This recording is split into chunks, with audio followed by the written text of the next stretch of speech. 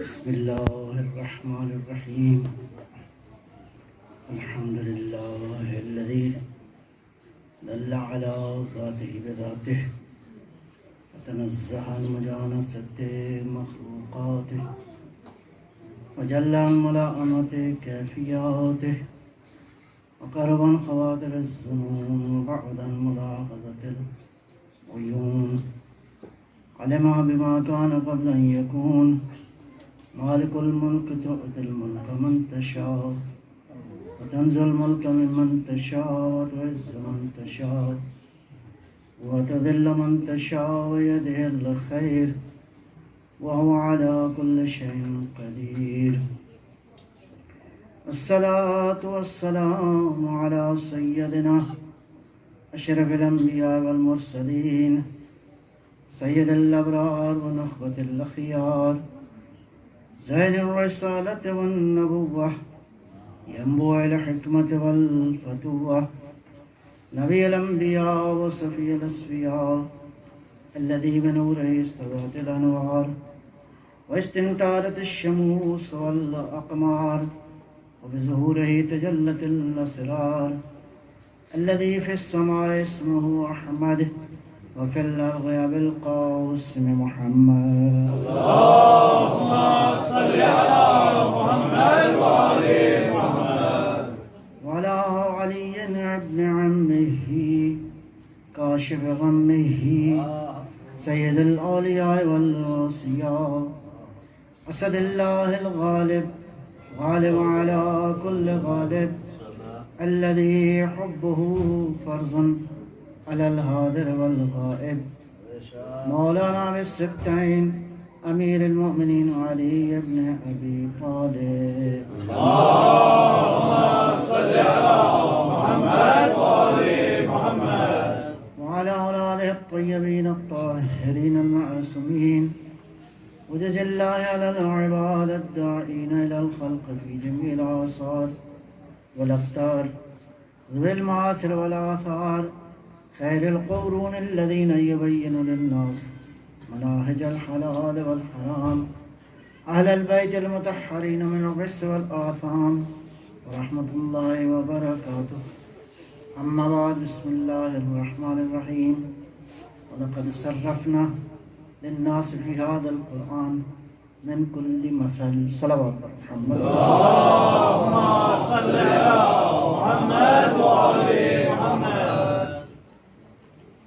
بحث جو ہے وہ مثال کے اور وہ مثالیں جو کہ قرآن کریم نے دی ہیں اس میں بہت ساری مثالیں ہیں، بہت سارے واقعات بھی ہیں. انسان کی انفرادی تربیت کے لیے بھی بہت ساری مثالیں ہیں، بہت ساری اقوام کی مثالیں اللہ نے دی ہیں. بنی اسرائیل کی بہت ساری مثالیں ہیں، قوم سمود کی مثال ہے، قوم عاد کی مثال ہے. ساری یہ مثالیں اس لیے ہیں تاکہ انسان جو ہے اس پہ غور و فکر کرے. اور یہ مثالیں ایسی نہیں ہیں کہ تاریخ میں واقعات ہو گئے بس ہمیں خالی سننا ہے اور بس کچھ نہیں، نتھنگ. صرف ایک یوں سمجھیں کہ وہ قصہ خوانی کا جو شوق ہوتا ہے وہ پورا کرنا ہے، ایسا نہیں ہے. اللہ نے مثالیں دی ہیں نمرود کی، فرعون کی، اور آج بھی اسی طرح یہ مسائل جاری ہیں دنیا کے اندر. اس وقت ملتیں کس قدر مشکلات کا شکار ہیں، کس طرح دنیا کے اندر جو ہے وہ طاقتور جو ہے اپنی طاقت کے اظہار کی کوشش کر رہا ہے. اور خصوصاً جو ہے وہ تشیع اس وقت عالم اسلام عمومی طور پر اور تشیع جو ہے وہ خصوصی طور پر مشکلات کا شکار ہے. تازہ ترین حالات آپ دنیا میں دیکھ رہے ہیں کہ افغانستان میں کیا ہو رہا ہے، باقی جگہوں پر بھی اسی طرح مسائل موجود ہیں. پروردگار کی بارگاہ میں دعا ہے کہ ان ملتوں کو سرفراز کرے، ان کو ہمت و حوصلہ دے تاکہ یہ دنیا کے فرعون جو ہیں وہ پروردگار ان کو ان کے مکر کی طرف لوٹا دے. ایک صلوات فرمائیں.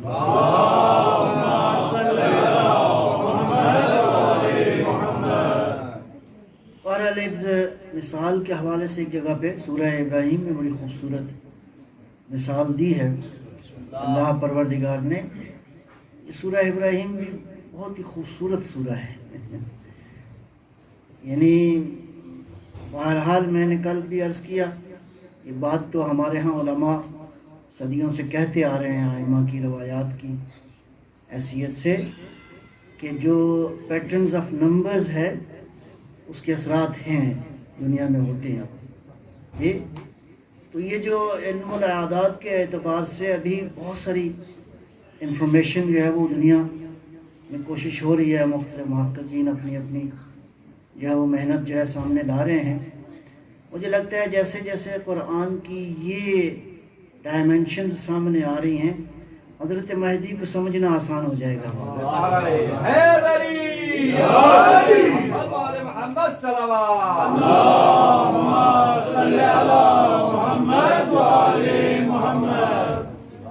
ایک تو سورہ ابراہیم کا پہلو یہ ہے کہ یہ حضرت ابراہیم کے نام پر ہے، اور آج جس دین پہ ہم باقی ہیں وہ دین ابراہیمی ہے، اور ان محفلوں میں ہم جس کا ذکر کرتے ہیں وہ آل ابراہیم ہے. صلوات پر محمد و آل محمد.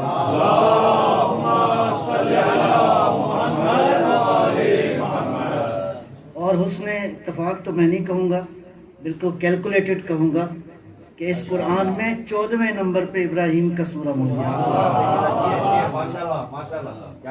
بہرحال بہت ساری نورانی گفتگو اس سورہ مبارکہ میں ہے.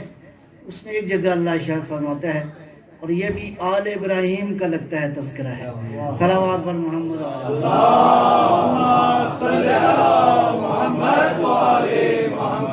بلکہ یقیناً یہ آل ابراہیم کا ذکر ہے. الم تر کیفا، دیکھتے نہیں ہو تم، غور نہیں کرتے، دیکھتے نہیں ہو یعنی توجہ کے لیے ہے. اللہ کی توجہ ہے، تم نہیں توجہ کر رہے. الم تر کیفا، دیکھ نہیں رہے. ضرب اللہ مثلا، اللہ نے مثال دی ہے. پروردگار کون سی مثال دی ہے؟ مثلا کلمۃ طیبہ، اللہ نے کلمہ طیبہ کی مثال دی ہے. کلمہ طیبہ کی مثال دی ہے. خود ہی فرما رہا ہے، تمہیں کہہ رہا ہے غور نہیں کرتے ہو کہ ہم کون سی مثال دے رہے ہیں. اللہ اکبر. یہ جو پہلے الم تر کیف فعل ربک باصحاب الفیل، غور نہیں کرتے. اس میں بھی حضرت عبد المطلب کے فضائل موجود ہیں. یہ سورہ فیل جو ہے عبد المطلب کے ایمان پہ دلیل ہے. یہ عبد المطلب کی شان میں اللہ نے فرمایا کہ دیکھو عبد المطلب کا یقین اتنا طاقتور تھا کہ اللہ نے ابابیلوں کو بھیج دیا. صلوات بر محمد و آل محمد.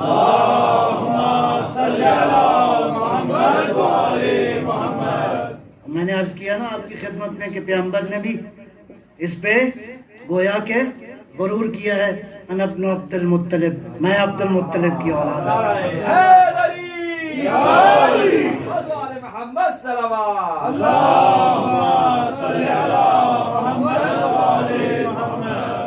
تو الم تر کیف، دیکھتے نہیں ہو کہ ضرب اللہ مثلا، اللہ جو مثال دے رہا ہے کس کی؟ پروردگار. کلمۃ طیبۃ کشجرۃ طیبہ. اللہ اکبر. یہ جو کلمہ طیبہ ہے اللہ کہتا ہے یہ شجرہ طیبہ کی طرح. یہ اس شجرہ طیبہ کی خصوصیات کیا ہیں قرآن نے جو بیان کی ہیں؟ اس کی خصوصیات کیا ہیں؟ اصلها ثابت، اس کی جڑ جو ہے وہ طاقتور ہے. وہ فرعها، اس کی جو شاخیں ہیں فی السماء، آسمانوں تک ہیں. یہ ایسا شجر ہے کہ زمین پہ مضبوط ہے، اس کی شاخیں آسمان تک ہیں. تیسری خصوصیت جو شجر میں نہیں ہوتی، اللہ فرماتا ہے اس شجر کو عام شجر سے نہیں ماپو، اس کا قیاس باقی کسی اور شجر پہ نہ کرو. جس طرح میں نے عرض کیا کہ نوح کی کشتی میں اور دنیا کی کشتیوں میں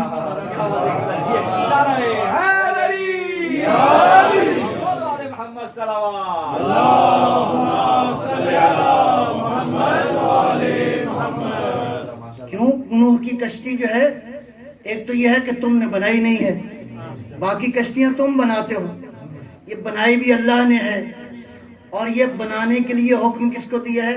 نبی کو دیا ہے۔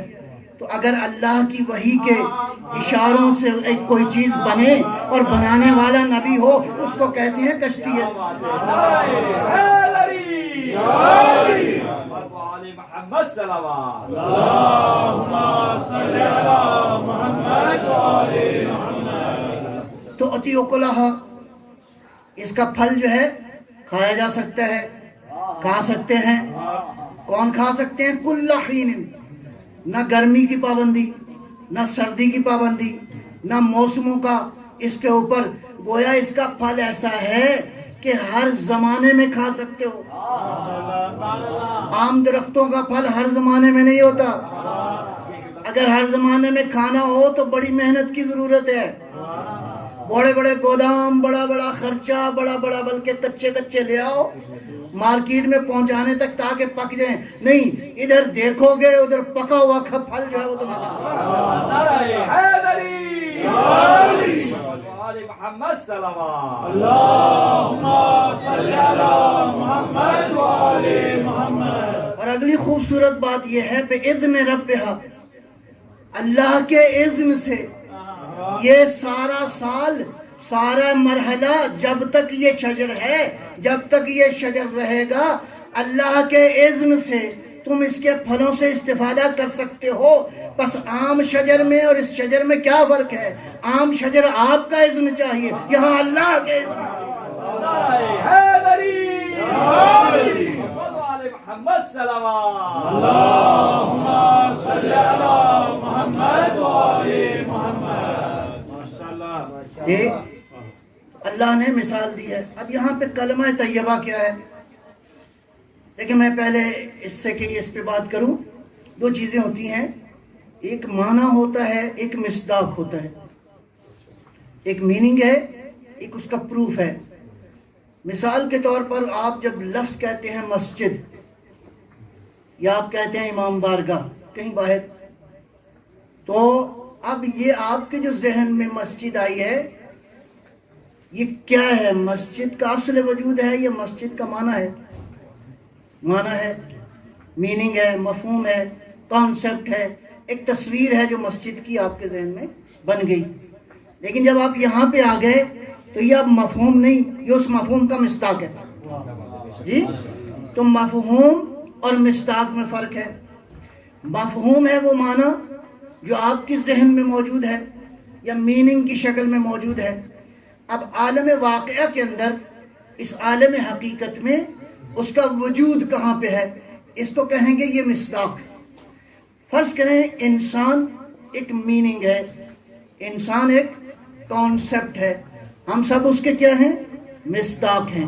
تو وہ ہو گیا مفہوم، آپ سب کیا ہو گئے؟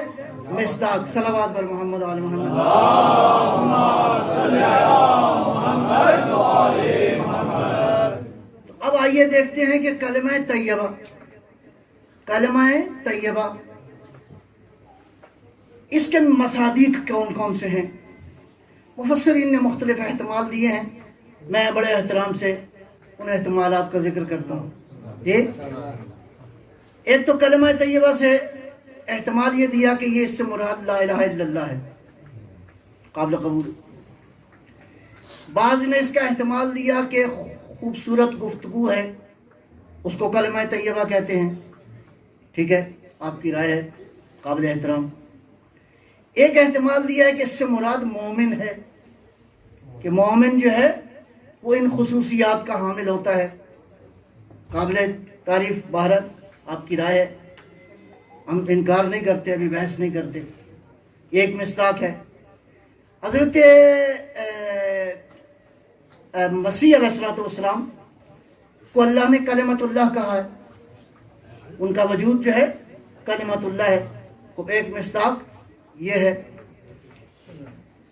ایک مصداق جو ہے وہ میں بعد میں روایت بیان کرتا ہوں۔ یہ جتنے بھی مصادیق ہیں مجھے ان سے اعتراض نہیں ہے۔ اگر آپ نے ان مصادیق میں شناخت کرنی ہے تو دیکھو جس مصداق میں یہ خوبیاں پائی جاتی ہوں کہ زمین پہ گڑا ہوا ہو، اس کے بعد اس کی شاخیں آسمان تک ہوں، اور اس کا پھل جو ہے ہر کوئی کھا سکے۔ مولا امام محمد باقر علیہ الصلوۃ والسلام،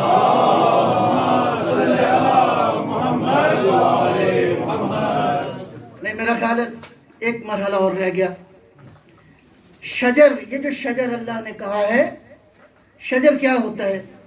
اصلها ثابت، اس کی جڑیں زمین کے اندر ہوں تو یہ دو کام کرتا ہے، زمین کو بھی طاقت دیتا ہے، خود زمین کو طاقت دیتا ہے، یہ زمین اپنے محور پہ باقی رہے۔ جتنی بڑی شاخیں ہوں گی اتنی اعتبار سے زمین کو طاقت ملے گی۔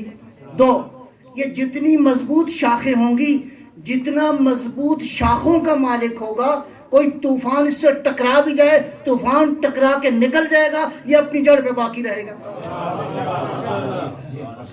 پھر اللہ نے کہا ہے شجرۃ طیبہ، شجرہ طیبہ، طیبہ کا معنی کیا ہے؟ پاک ہے، پیور ہے، خوبصورت ہے، بیوٹیفل ہے۔ یہ طیب کی ساری خصوصیات آ گئی۔ اچھا، ایک تو حسین و جمیل ہے، طیب اور پاک ہے، طاہر و مطہر ہے، اور جڑیں اتنی طاقتور ہیں کہ زمین کو بھی قوت دے رہا ہے اور اپنے پاؤں پہ بھی کھڑا ہے، ہر طوفان سے ٹکرانے کی طاقت بھی اس کے اندر۔ اس کے بعد فروعها، اس کی شاخیں جو ہیں وہ آسمانوں تک ہیں۔ اب جس درخت کی شاخیں جتنی بلند ہوں، وہ درخت کیا کرتا ہے؟ کئی کام کر رہا ہے۔ ان میں ایک کام یہ ہے کہ اس فضا کو، اس ایٹماسفیئر کو کیا کر رہا ہے؟ بیلنس کر رہا ہے، آکسیجن آپ کو دے رہا ہے۔ گویا یہ درخت کیا کر رہا ہے؟ فضا کو بھی صاف کر رہا ہے، آپ کی زندگی کی ضمانت بھی۔ محمد صلوات اللہم صلی علی محمد وآل محمد۔ اور جتنی شاخیں بلند ہیں وہاں تک یہی عمل انجام دے رہا ہے۔ شاخیں اللہ یہ فرما رہا ہے کہ آسمانوں تک ہیں۔ گویا اس درخت کی شان یہ ہے، خالی اہل زمین نہیں، آسمان والوں کو بھی اعتداد دے، آسمان والوں کو بھی زندگی عطا کر رہا ہے۔ اب اگلے مرحلے میں اللہ فرماتا ہے کہ اس کا پھل جو بھی اس کے نزدیک آ جائے، جو بھی اس کے نزدیک آ جائے، اس کا پھل کھانا چاہے یہ روکے گا نہیں، اس کا پھل تم کھا سکتے ہو۔ مثال میں عرض کرتا ہوں آپ کی خدمت میں، سورج کی روشنی کتنی ہے؟ شاید پہلے بھی عرض کی ہے، سورج کی روشنی بہت زیادہ ہے، یہ چھوٹا بلب تو نہیں ہے نا، یہ سورج جو ہے 1.3 ملین ٹائمز اس زمین سے بڑا ہے۔ تو یہ کس کس کو روشنی دے رہا ہے؟ سب سے چھوٹے وجود کو بھی دے رہا ہے، سب سے بڑے وجود کو بھی دے رہا ہے۔ اس کی روشنی اہل زمین کے لیے بھی ہے، اس سولر سسٹم کے لیے بھی ہے، جو جتنی طاقت رکھتا ہے یہ اس کو روشنی عطا کر دے گا۔ یہاں اللہ فرما رہا ہے کہ اس درخت کی شاخیں آسمانوں تک ہیں۔ اس کا مطلب ہے جہاں جہاں کوئی اس درخت کے قریب آ جائے، اس سے استفادہ کرنا چاہے، یہ پھل دیتا رہے گا، یہ بخیل نہیں ہے، یہ عطا کرنے والا۔ محمد صلوات اللہم صلی علی محمد وآل محمد۔ میرا حبیب دینے والا ہے، بخیل نہیں ہے، یہ عطا کرنے والا ہے۔ تو یہ ان خوبیوں کے ساتھ، اب یہ درخت ان خوبیوں اور خصوصیات کے ساتھ، اور یہ خود سے نہیں ہے، بِإِذْنِ رَبِّهَا، اس کا کنیکشن پروردگار کے ساتھ ہے۔ وہ درخت جو ساری ان خوبیوں کا مالک ہے، پروردگار اس کی پرورش اس انداز سے کر رہا ہے کہ یہ تناور درخت پوری طاقت اور پورے وقار کے ساتھ زمین پہ کھڑا ہے، زمین والوں کو بھی فیض دے رہا ہے، آسمان والوں کو بھی فیض دے رہا ہے۔ محمد وآل محمد صلوات اللہم صلی علی محمد وآل محمد۔ اب چلتے ہیں مولا امام محمد باقر علیہ الصلوۃ والسلام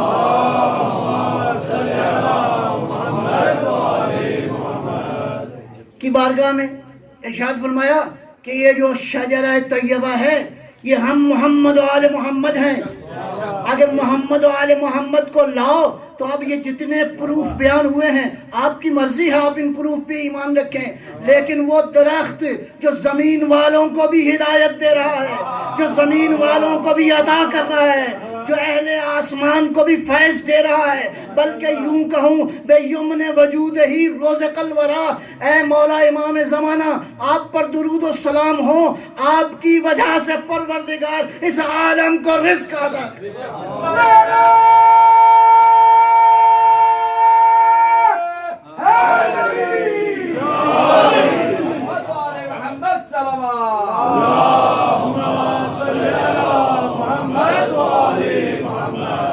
تو یہ درخت دعویٰ کر سکتا ہے کہ میری رسائی آسمانوں تک بھی ہے، لہذا زمین کی باتیں بھی پوچھ چھوڑ لو، آسمان کی باتیں بھی پوچھ لو. صلوات پر محمد و آل محمد.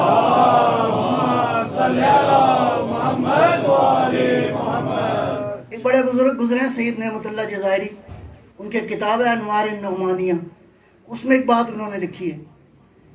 وہ لکھتے ہیں کہ نبی اکرم صلوات اللہ سلام اللہ علیہ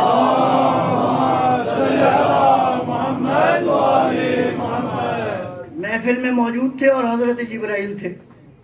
یہ دونوں پرانے آشنا دوست جو ہے وہ ایک محفل میں موجود تھے. ابھی گفتگو ہو رہی تھی کہ دروازے سے مولا کائنات امیر المومنین علی ابن ابی طالب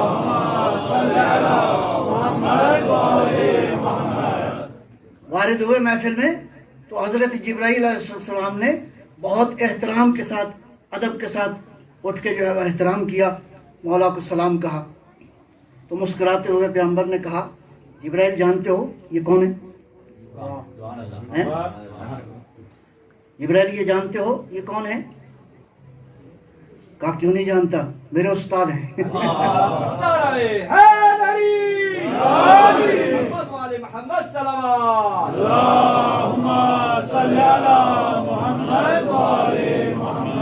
عرض کیا یا رسول اللہ، اللہ نے ایک روز مجھ سے پوچھا جبرائیل یہ بتاؤ ما انتا و ما انا، میں کون ہوں تو کون ہے؟ یہ اللہ نے سوال کیا. دیکھیں جتنا مقام بڑا ہو جائے معاملات تھوڑا سا سخت ہو جاتے ہیں. تو مقام تو بہت بڑا ہے جبرائیل کا. پوچھا جبرائیل تم کون ہو میں کون ہوں؟ عرض کی یا اللہ انت انت و انا انا،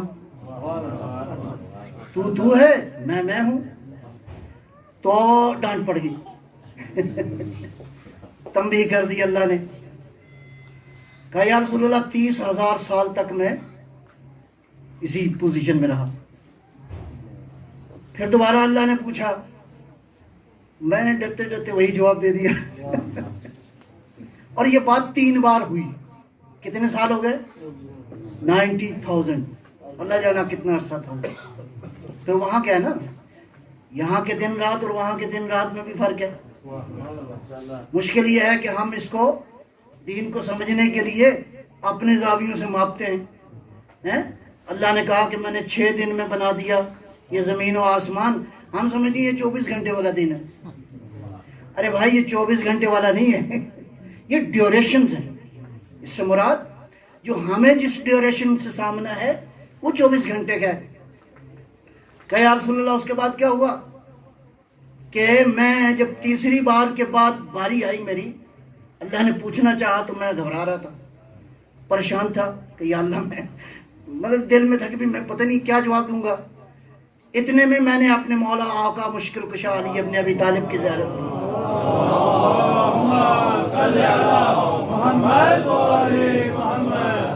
میں نے اس بزرگ کی زیارت کی. میں نے کہا یا علی کیا کہوں، مدد کرو گے؟ کہا اب اگر پوچھے پروردگار کہ میں کون ہوں تو کون ہے تو یہ جواب دینا پروردگار انت رب الجلیل اسمک الجلیل انا عبدک الذلیل انا جبرائیل. میں نے یہ جواب جو میرے مولا نے مجھے سکھایا تھا، میرے استاد نے بتایا تھا، آواز قدرت آئی جبرائیل بتاؤ من انا، میں کون ہوں اور تو کون ہے. یہ جواب کا عرض کیا پروردگار انت رب الجلیل اسمک الجمیل، تیرا نام بہت ہی خوبصورت ہے، انا عبدک الذلیل وانا جبرائیل، پروردگار میں عبد ذلیل اور میں تیرا بندہ ہوں، میں جبرائیل ہوں۔ میرا یہ کہنا تھا کہ وہ جو 90,000 سال کی مشکل تھی وہ بھی اللہ نے حل کر دی۔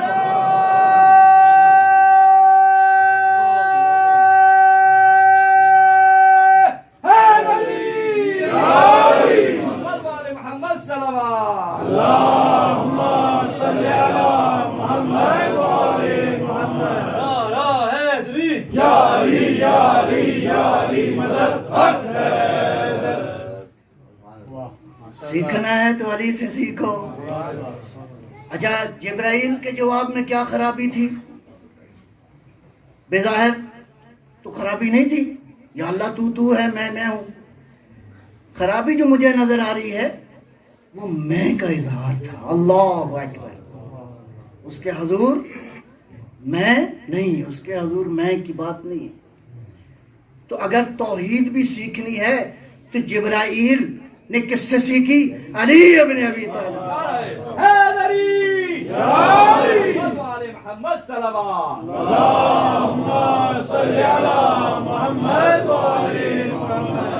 ابھی دیکھیں، انبیاء علیہ السلام کے آنے کے بعد مسائل ہوئے ہر امت میں۔ ہمارے آقا و مولا کے پیغمبر اکرم کے جانے کے بعد بھی بہرحال امت میں مسائل ہوئے۔ ایک مسئلہ قابل توجہ ہے کہ پیغمبر اکرم کی سیرت کو کیسے سیکھیں، کہاں سے پوچھیں۔ اب بہت سارے لوگ دعوے دار ہیں، اصحابہ کرام وہ کہتے ہیں ہم سیرت کو بہتر جانتے ہیں، تابعین، تبع تابعین، اس کے بعد ایک لمبی فہرست ہے، علماء کہتے ہیں کہ ہم بھی جانتے ہیں۔ تو میں ایک گزارش کروں اس امت سے کہ دیکھو، اگر پیغمبر کی سیرت کو جاننا چاہتے ہو تو کم از کم جبرائیل کی سیرت پہ عمل کر۔ جبرائیل نے اعتماد کیا کس پر؟ علی مرتضیٰ پر۔ جب جبرائیل پر امت کو اعتماد ہے، یہ تو ہے نا، امت کو جبرائیل پر اعتماد ہے اور جبرائیل کو علی پر اعتماد ہے۔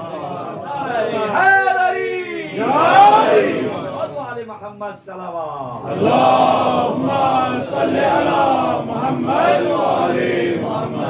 اچھا، لوگ بہت مختلف چیزیں پوچھتے تھے امیر المومنین سے۔ یہ نہج البلاغہ گواہ ہے کہ کس کس سوال کا جواب دیا۔ آسمانوں کی پوچھا تو آسمانوں کو بیان کر دیا، زمین کا پوچھا تو زمین کو بیان کر دیا، چاند اور سورج کا پوچھا تو ان کی تفصیل بیان کر دی، فرشتوں کا پوچھا تو ان کی تفصیل بیان کر دی۔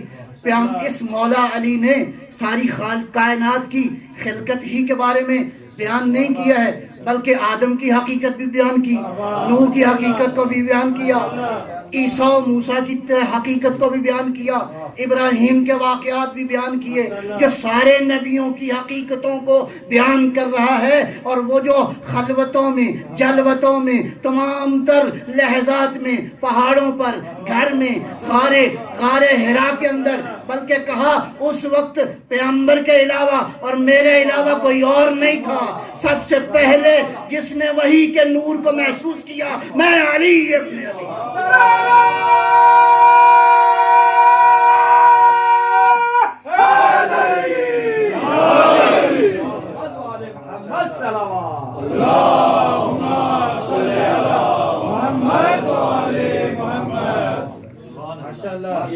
علی پہ کسی نے اعتراض تو نہیں کیا، یا علی آدم کے آپ حالات بیان کر رہے ہیں اس میں تو یہ مسئلہ ہے، آپ نوح کے حالات بیان کر رہے ہیں یہ مسئلہ ہے، سارے انبیاء کی حقیقتوں اور ان کے حالات بیان کر رہے ہیں۔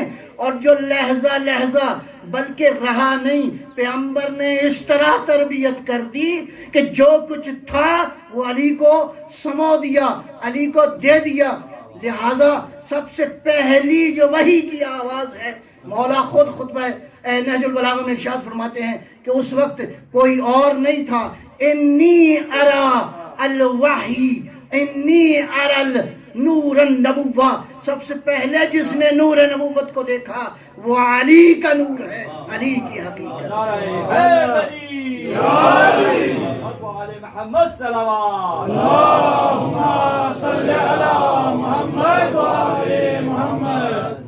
نبی نے فرمایا سلو، نماز پڑھو۔ یا رسول اللہ کیسے پڑھیں؟ کما رأیتمونی اصلی، جیسے تم دیکھ رہے ہو میں نماز پڑھتا ہوں۔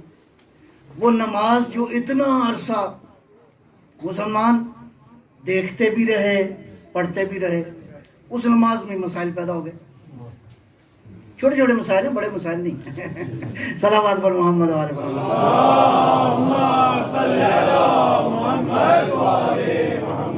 ورنہ نمازیں سارے ایک ہی پڑھتے ہیں، تعداد بھی ایک ہے، سب رکوع بھی کرتے ہیں، سب سجدے بھی کرتے ہیں۔ بہرحال تو میں سوچتا رہا کہ یا رسول اللہ آپ نے فرمایا کہ نماز پڑھو جیسے میں پڑھتا ہوں، تو پھر پوچھنا چاہیے وہ جس نے سب سے پہلے پیغمبر کی پیچھے نماز پڑھی، تو سب سے پہلے جس نے پیغمبر کے پیچھے نماز پڑھی ہے وہ دو ہی ہیں، جناب خدیجہ ہے اور علی ابن ابی طالب۔ بس معیار ہو گئے، جیسے یہ پڑھ رہے ہیں ویسے ہی پیغمبر۔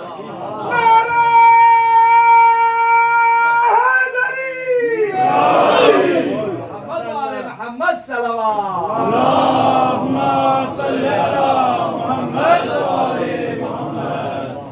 حدیث قصہ پڑھتے ہیں، نارملی ہم لوگ ثواب کے لیے پڑھتے ہیں، یہ بھی ٹھیک ہے، لیکن اس حدیث قصہ میں بہت کچھ ہے۔ میں صرف ایک اینگل عرض کرنے لگا ہوں ابھی، شاید ہم غور بھی نہیں کرتے اس اینگل پر۔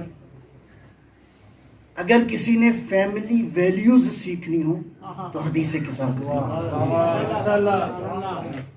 دو تین باتیں اس میں قابل توجہ ہیں۔ اس حدیث قصہ کے اندر ایک تو یہ ہے کہ نبی اکرم صلوات اللہ سلام اللہ علیہ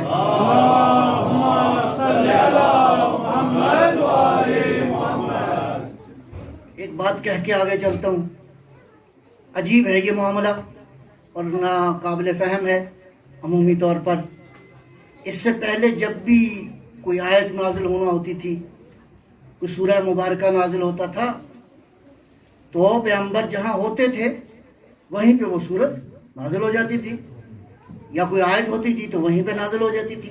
حضور جہاں ہوتے تھے، جہاں موجود ہوتے تھے، جہاں بیٹھے ہوتے تھے، یا سفر میں یا حضر میں کہیں بھی، حضرت جب وہاں جہاں کہیں موجود ہوتے تھے تو اللہ جو ہے وہ میسج بھیج دیتا تھا۔ آیت تطہیر کے نزول کے لیے اللہ نے ارشاد فرمایا جاؤ فاطمہ کے گھر تاکہ یہ آیت نازل ہو۔ تو پیغمبر اکرم تشریف لائے، بہرحال چادر دی گئی۔ اس کے بعد جو واقعہ ہے فیملی ویلیوز کے حوالے سے دو تین پوائنٹ بس فی الحال عرض کروں گا۔ سب سے پہلے کون آیا گھر میں؟ امام حسن مجتبیٰ صلوات اللہ سلام اللہ علیہ۔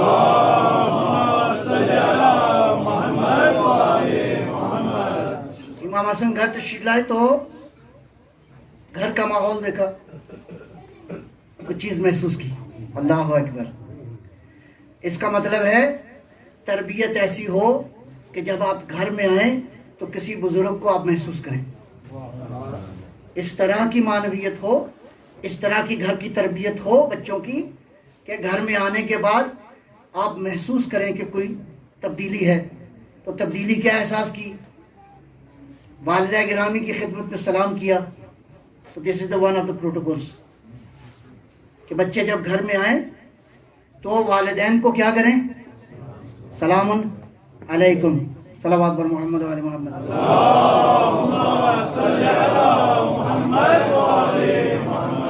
کس کی سیرت ہے؟ امام حسن مجتبیٰ کی سیرت طیبہ۔ اس کے بعد کیا عرض کیا؟ مادر گرامی انی اشم اندک رائحۃ طیبہ۔ وہاں کیا بات ہو رہی ہے؟ شجرہ طیبہ۔ یہاں کیا ہے؟ رائحہ طیبہ۔ اس رائحہ طیبہ کا تعلق ہے شجرہ طیبہ کے ساتھ۔ یہ جو خوشبو محسوس کی ہے،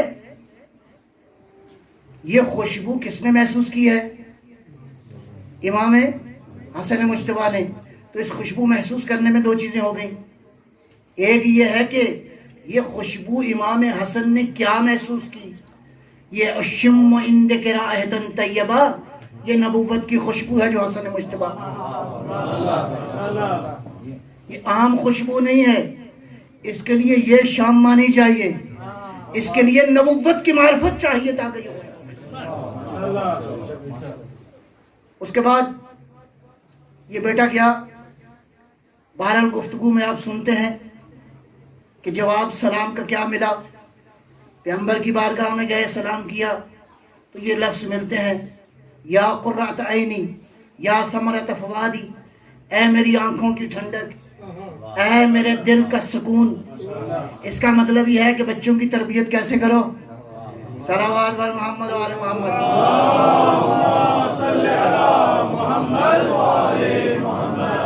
کیسا بانڈ ہونا چاہیے، مصنوعی بانڈ نہیں، یہ میکینیکل رشتے نہیں ہیں۔ میکینیکل رشتے جو ہیں ان مشینوں کے ساتھ ہوتے ہیں، انسانوں کے رشتے کیا ہوتے ہیں، جہاں انسان ایک دوسرے کے احساسات کو درک کریں، ایک دوسرے کے وجود کو درک کریں، ایک دوسرے کی معرفت رکھتے ہوں۔ یہ اولاد اتنی غیر اہم نہیں ہے، یہ اولاد بہت اہم ہے۔ اس اولاد کے لیے تو اللہ سے نبیوں نے دعائیں کی ہیں۔ اس اولاد کی تربیت کیسی ہونی چاہیے، بہرحال میں ساری تفصیلات میں نہیں جاتا۔ ہمارا سٹائل آج تربیت کرنے کا کیا ہے، عمومی طور پر ہمارے اپنے علاقوں کے اندر جو تربیت کا انداز ہے اس میں آمریت زیادہ ہے، حکم زیادہ ہے، خبردار یہ نہیں کرو، خبردار وہ کرو، خبردار یہ نہیں کرو۔ فاطمہ زہرا کی تربیت کا جو انداز ہے، صلوات پر محمد و آل محمد،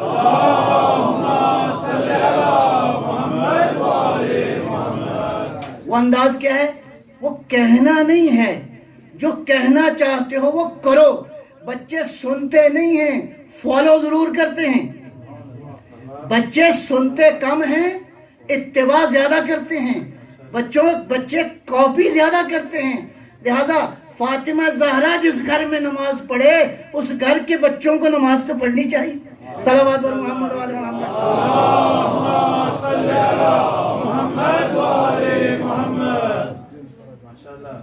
ایک روایت ذہن میں آ گئی، نبی اکرم صلوات اللہ سلام اللہ علیہ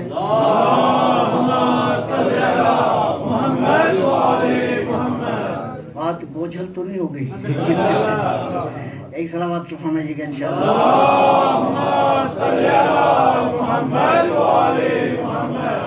ویل لأولاد آخر الزمان، پیغمبر کی حدیث، افسوس ہے،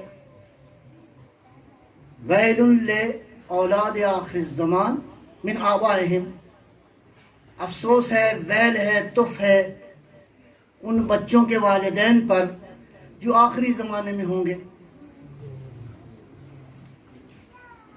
سننے والے جو بیٹھے تھے کہا یا رسول اللہ کیا یہ جن والدین کی آپ بات کر رہے ہیں یہ مشرکین ہوں گے؟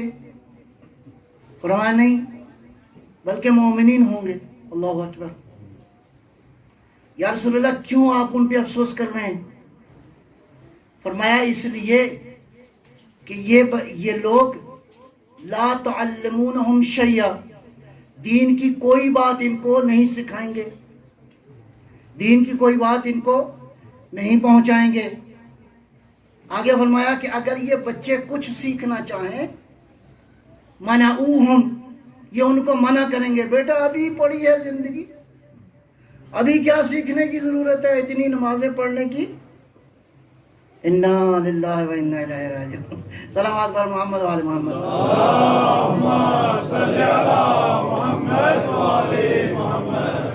آگے فرمایا کہ یہ جو لوگ ہوں گے یہ فقط اس بات پر راضی ہوں گے یسیر من عرض الدنیا، کہ یہ بچہ بس دنیا میں کچھ مقام حاصل کر لے، ڈگری حاصل کر لے، کوئی نہ کوئی بڑا عہدہ حاصل کر لے، کہیں نہ کہیں یہ تجارت کر لے، مال دنیا اکٹھا کرے، اس پہ بہت خوش ہوں گے۔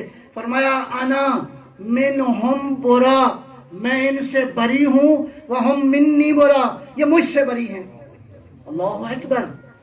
یہ اولاد یہ معمولی اللہ کی نعمت نہیں ہے۔ الولد الصالح من سعادت الرجل، اولاد جو ہے انسان کی سعادت کا ذریعہ ہے۔ یہ اولاد آپ کا آنے والے وقت میں دنیا اور آخرت میں کنیکشن ہے۔ روایت سن کے میں بات کو آگے بڑھاؤں گا۔ روایت یہ ہے، عرض کرتا ہوں، روایت یہ ہے کہ اگر کوئی شخص، کوئی والدین میں سے کوئی بیٹا اور باپ اور یا ماں اپنے بچے کا ایک بوسہ لے تو اس نے گویا ایک درخت جنت میں کاشت کر لیا۔ اس کا مطلب ہے ایک درخت سے آپ کا جنت سے کنیکشن قائم ہو گیا۔ تو مفت میں اگر 10-20 بوسے آپ لے لیں تو دنیا ہی کے اندر رہتے ہوئے جو آپ کے وجود کی کنٹینیوشن ہے، وہ اولاد جو آپ ہی کا تسلسل ہے، اور ماں باپ سے زیادہ کوئی پیور رشتہ نہیں ہوتا۔ اگر اپنی اولاد کے بوسے لو تو اللہ تمہیں بھی اجر دے رہا ہے، اس بچے کو بھی اجر دے رہا ہے۔ یہ بوسے اس کی فطری ضرورت ہے۔ تاریخ یہ کہتی ہے کہ بیٹی کی شادی کے بعد بھی نبی اکرم جا کے جناب زہرا کے بوسے لیا کرتے تھے۔ صلوات پر محمد وعلی محمد۔ بہرحال بات کو مختصر کرتا ہوں۔ تو امام حسن مجتبیٰ گئے، یعنی اولاد کے ساتھ کنیکشن کیسا ہونا چاہیے؟ دل و دماغ میں، روح میں، اپنے وجود کے اندر۔ یہ اولاد اس لیے نہیں ہے کہ بس اولاد ہوگی آپ خوش ہو گئے، بچہ ہو گیا اس کی سالگرہ کر لی، اور زیادہ سے زیادہ اس کے بعد جب آپ کی اس کی تربیت کا معاملہ آیا تو آپ نے جواب دیا کیا کریں جی، ہمارے بچے تو اس ماحول میں پیدا ہوئے ہیں۔ میں جواب دوں آپ کی خدمت میں، اگر آسیہ فرعون کے ماحول میں تربیت کر سکتی، صلوات محمد صلوات،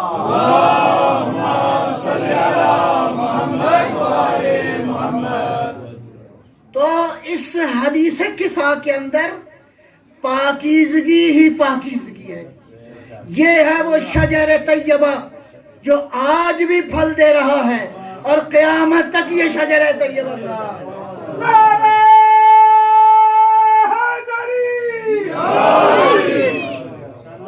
اس لیے کہ اس کا تعلق کہاں پہ ہے؟ مباہلہ کے ساتھ ہے۔ اس کا کنیکشن کہاں پہ ہے؟ مباہلہ کے ساتھ ہے۔ سارا مباہلہ نہیں پڑھنا، ایک دو پوائنٹ قابل غور ہیں۔ مباہلہ بنیاد کیوں ہے؟ دیکھیے اس دنیا کے اندر 4 طرح کی عیدیں ہیں نا، عید الفطر ہے، عید الاضحیٰ ہے، عید غدیر ہے اور عید مباہلہ ہے۔ ساری عیدیں نہیں پڑھنی۔ عید مباہلہ، کیوں یہ عید مباہلہ اس کو عید کہا گیا ہے؟ اس لیے کہ پروردگار نے جب حکم دیا فَقُلْ تَعَالَوْا، میرا حبیب کہو ان سے۔ دیکھیے 2 مرحلے ہیں، تقریباً 3 دن تک مباحثہ ہوتا رہا، آرگیومنٹ ہوتے رہے، ریزننگ ہوتی رہی۔ اور ریزننگ کرنے والا کون تھا؟ عام بشر نہیں تھا، کوئی پی ایچ ڈی ڈاکٹر نہیں تھا، کوئی عام نبی نہیں تھا۔ یہ وہ ہے جس کے صدقے میں نبیوں کو نبوت ملی ہے۔ اس کا مطلب ہے جو علم میں بھی کامل، جو عقل میں بھی کامل، جو انسان کی انڈرسٹینڈنگ میں بھی کامل، مخاطب کون ہے، کون سی سطح کا ہے، اس سے بات کیا کرنی ہے، کون سی بات اس پہ اثر انداز ہوگی، کہاں سے کرنی ہے، کس لیول کی کرنی ہے۔ نبی اکرم نے 3 دن تک دلائل دیے اور اللہ کی توحید ان کو ابھی بھی سمجھ میں۔ دلائل کس کے دیے؟ توحید کے دلائل تھے۔ لا الہ الا اللہ کا مسئلہ تھا۔ وہ لوگ کہہ رہے تھے کہ اللہ کے علاوہ عیسیٰ بھی بیٹا ہے۔ پیغمبر نے اعلان کیا کہ ایسا نہیں ہے، دلائل دیے۔ اللہ کیا فرما رہے ہیں؟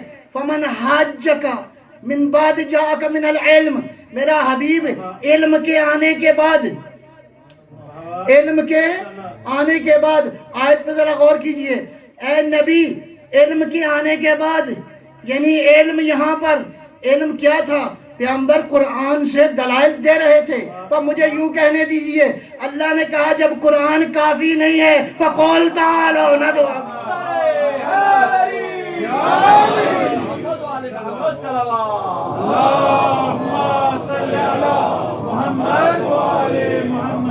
تو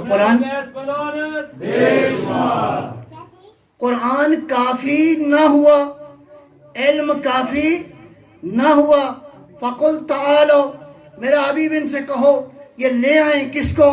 ابناءنا و ابناءکم و نساءنا و نساءکم و انفسنا و انفسکم، جیسے آیت آئی تھی رسول اللہ نے ویسا ہی تشریح کی۔ نعرہ حیدری محمد وآل محمد صلوات۔ اللہم صلی علی محمد وآل محمد۔ ماشاءاللہ۔ جس ترتیب سے یہ آیت اللہ نے، ظاہر ہے کہ پہلا مفسر تو نبی اکرم ہے، قرآن کی منشا کیا ہے، وہی الہی چاہتی کیا ہے، اب اللہ نے تو فل اختیار دے دیا۔ ابناءنا، جتنے بھی بیٹے ہیں، جی جتنے بھی بیٹے ہیں، اب جتنی بھی خواتین ہیں، جتنی بھی جانیں ہیں، اللہ نے اختیار دیا فل۔ لیکن پیغمبر بھی سمجھتے تھے کہ دلیلیں تو دیتا رہا ہوں، دلیلیں تو قائم نہیں آئیں، آج وہ آئیں گے میدان مباہلہ کے اندر، اس لیے کہ معاملہ کس کا ہے؟ لا الہ الا اللہ کا ہے، لا الہ الا اللہ کو ثابت کرنا ہے۔ لہٰذا اب دلیلیں نہیں دیں گے، اب ریزننگ نہیں دیں گے، ان کو لے کے جائیں گے اللہ کی خود دلیل۔ صلوات پر محمد و آل محمد۔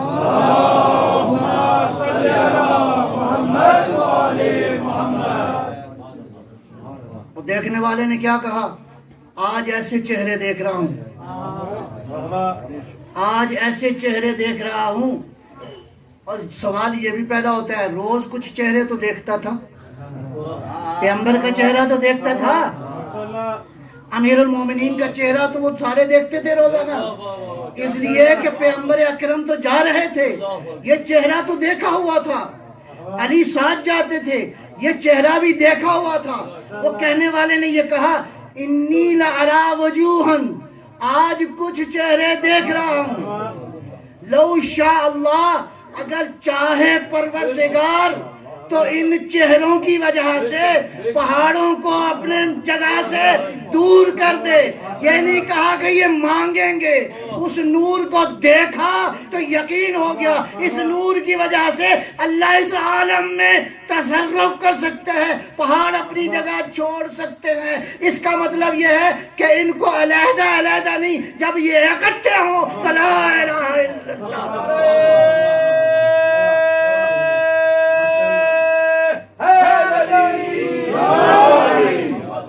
محمد صلوات۔ اللہم صلی علی محمد وآل محمد۔ بلکہ ایک چہرہ تو انہوں نے دیکھا بھی نہیں، ایک چہرہ تو انہوں نے دیکھا ہی نہیں، لیکن نور ایسا تھا، نورانیت ایسی تھی۔ لہذا یہ جب سبق یاد رکھنا ہے انشاءاللہ، یہ وہاں کام آئے گا، ادھر ہیں۔ اللہ نے کیسے تعارف کروایا؟ ہم فاطمہ تو و ابوہا و بالو۔ اس کے بڑے پہلو ہیں۔ اس کا ایک پہلو یہ ہے کہ یہ جو وجود درمیان میں ہے، ادھر نبوت سے کنیکٹڈ ہے، ادھر امامت سے کنیکٹڈ ہے۔ یہ برزخ ہے نبوت و امامت کے مابین۔ سیدہ کی ذات جو کان عصمت ہے، پیغمبر کی نبوت اور آئمہ کی امامت و ولایت کے درمیان اللہ نے اس وجود کو رکھا ہے۔ نبی اکرم نے کیا فرمایا کہ یہ اکٹھے ہوں گے کہاں پہ؟ حوض کوثر پہ۔ اللہ اکبر، حوض کوثر پہ اکٹھے ہوں گے۔ اور یہ سبق یاد ہوا تو مجھے آپ کو پہچاننے میں کوئی پرابلم نہیں ہوگی کہ جب یہ اکٹھے ہوں گے۔ لہذا عزیزان گرامی، یہی وہ شجرہ طیبہ ہے جو آج بھی انسانوں کو ہدایت کا نور جو ہے وہ دے رہا ہے۔ لیکن اس نور کو باقی رکھنے کے لیے حسین نے بڑی محنت کی ہے. آج جس شہزادے کا ذکر کرنا ہے اس کے بارے میں تاریخ نے لفظ بڑے عجیب لکھے ہیں عزیزوں. سید الممتحن، اللہ اکبر. جس کا امتحان تو سب نے دیے، امتحان دینے والوں میں جو سید الممتحن، قرین الغصۃ والمحن، قاسم ابن الحسن. کون ہے قاسم؟ شب عاشور ہوئی، مولا حسین نے اگلے دن کی شہادتوں کی خبر دی، ایک ایک کر کے.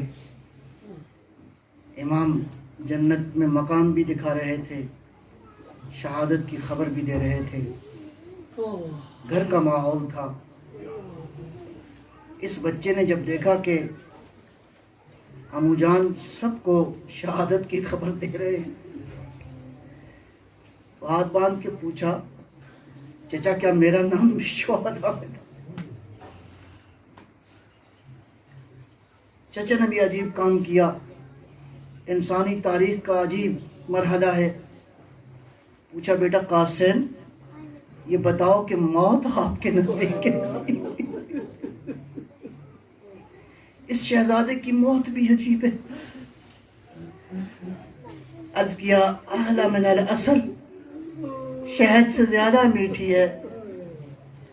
تو جب پوچھا نا چچا کیا میرا نام بھی شہداء میں داخل ہے، تو مولا حسین نے جواب دیا، قاسم بیٹا کل تو وہ دن ہے تیرا بھائی علی اصغر بھی قتل ہو جائے گا.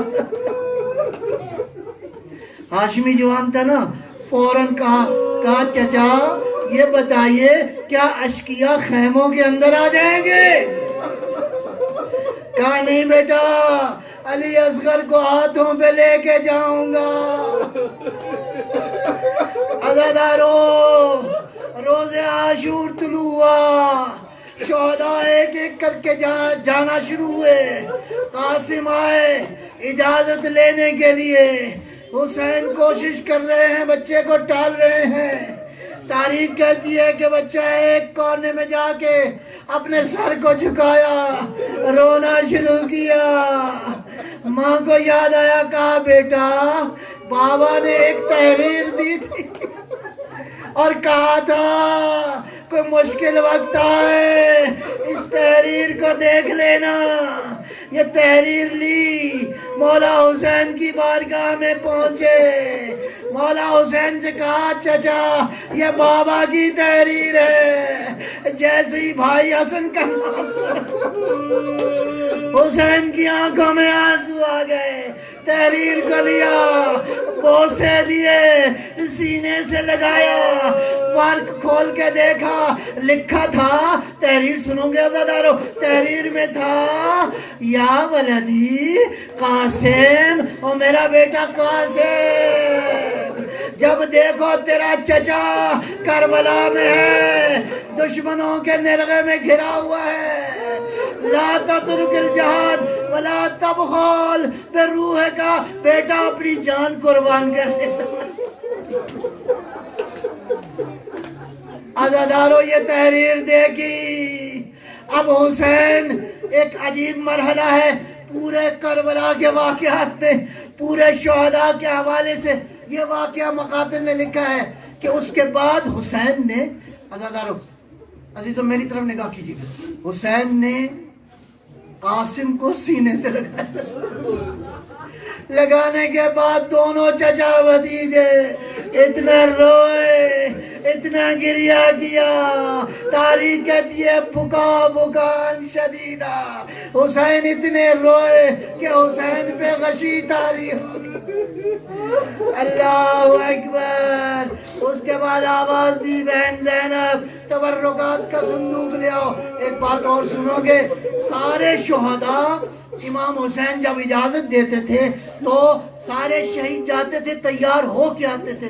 یہ واحد شہید ہے جس کا حسین نے خود تیار. اللہ اکبر. تبرکات کا صندوق آیا. تاریخ مقاتل کے جملے بس میں آپ کی خدمت میں عرض کروں گا. مکاتب کے جملے یہ ہیں کہ حسین نے کیا نکالا؟ قاسم کے لیے کرتا پیرہن نکالا اور امامہ نکالا. اس کے بعد حسین نے عجیب کام کیا. تم مشقہ ازیاق القاسم، قاسم کا پیرہن حسین نے پھاڑ دیا. وَقَطَعَ أَمَامَتَهُ نِصْفَيْنِ، امامے کو 2 ٹکڑے کیے. بس راوی یہ کہتے ہیں حسین نے البسا لباتہو بصورت الکفن، حسین نے کفن پہنا دیا. ارسلہ الی المعرکہ، بچے کو بھیجا میدان وغا کی طرف. پہنچا قاسم. تاریخ کہتی ہے کہ حمید ابن مسلم نے جب دیکھا نا، کہا ایسا خوبصورت نوجوان تھا، مجھے لگا جیسے چاند کا کوئی ٹکڑا ہو، چاند کا ٹکڑا ہو. علامہ نکن مرحوم کہا کرتے تھے جو دشمن کی نگاہ میں چاند کا ٹکڑا تھا وہ حسین وہ ماں کے لیے کیا ہوگا. ایک ظالم نے دور سے آواز دی، کہا اس بچے کو میں قتل کروں گا. حمید کہتے ہیں اے اتنا خوبصورت بچہ، اگر یہ میرے بیٹے کو بھی مار دے تو میں اس بچے کو کچھ نہیں کہوں گا. قاسم نے آواز دی، اے عمر سعد، کیا خوف خدا نہیں کرتے؟ کیا رسول اللہ سے حیا نہیں کرتے ہو؟ سنو گے اس ظالم نے کیا آواز دیا؟ کہا ضد نہ کرو، چچا سے کہو کہ یزید کی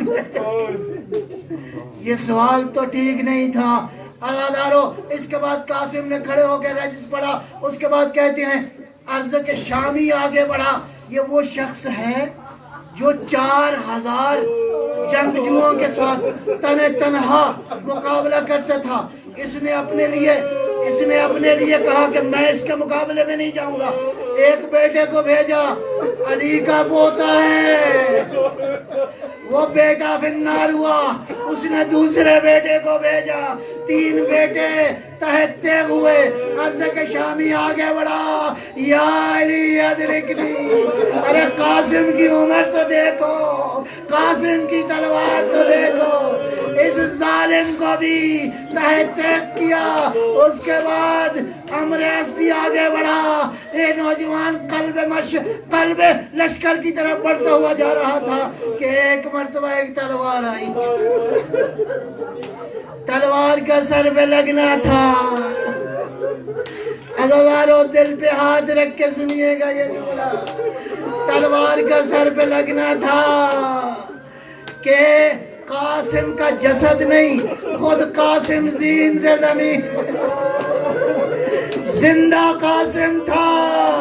گھوڑوں کی ٹاپیں تھی، آوازیں دے رہا تھا، یا اماں چچا آئیے. حسین پہنچے اور یہ جملہ کہہ رہے تھے، اے قاسم بیٹا، میں پہنچا تو ہوں، تو پکار رہا تھا اور تیری مدد نہیں کر سکا. اب پہنچا ہوں تو تیری حالت ایسی، میں کیا عرض کروں. بس مختصر یہ کہوں گا، اب حسین نے قاسم کو کیسے اٹھایا اندازہ خود لگاؤ گے. قاسم کا قد چھوٹا تھا، حسین نے جسد اٹھایا ہوا تھا، پاؤں زمین پہ لگ رہے تھے.